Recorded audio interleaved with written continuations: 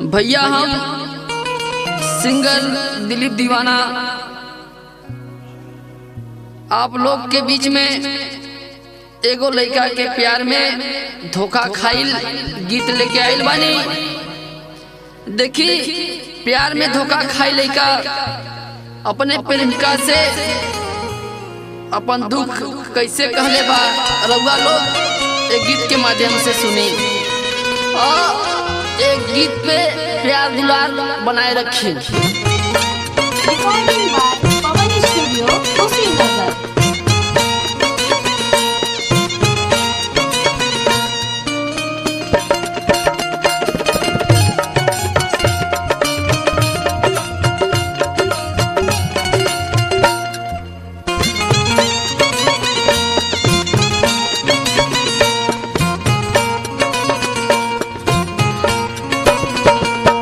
दिहलू धोखा भयल कौन गलती, पता रहत जाना हम दिल ना लगईती। प्यार नहीं कैलू धोखा दे के गईलू, रहे नहीं प्यार काहे वादा तू कईलू। तोरा याद में हम रोइले, जागल रतिया बिताइले।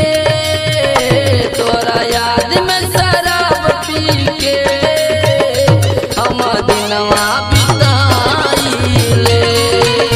तोरा याद में शराब पी के हम दिनवा बिताइले।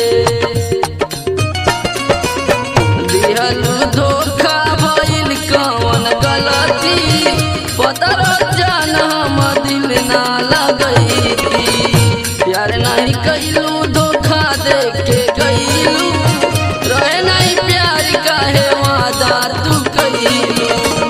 तोहरा याद में हम रोइले, जागल रतिया बिताइले। तोहरा याद में शराब पी के हम दिनवा बिताइले। आए आए तोरा याद में शराब पी के हम दिनवा बिताइले।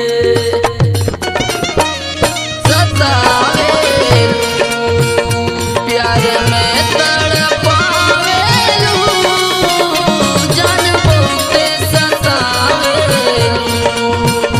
प्यार में तड़पावेलू, दिल में अगिया लगावेलू। जान बहुते सतावेलू, जान बहुते दबावेलू। दिल में अगिया लगावेलू, जान बहुत तड़पावेलू। तोरा याद में शराब पी के हम दिनवा बिताइले। तोरा याद में शराब पी के हम दिनवा बिताइले। तोहरा से दिल हमर हो लागल, प्यार में यार हमरा क देलू पागल।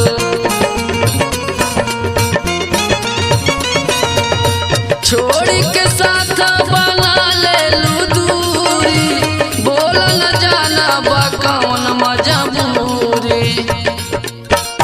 भूले खातिर हम सोचिले, नहीं कबहू भुलाइले।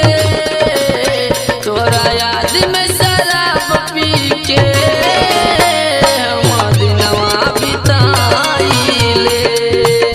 तोरा याद में शराब पी के हम दिनवा बिताइले। बन के सजनिया समा गइलू तू, नस नस में तू समा गइलू तू। रानी हमके तू गइलू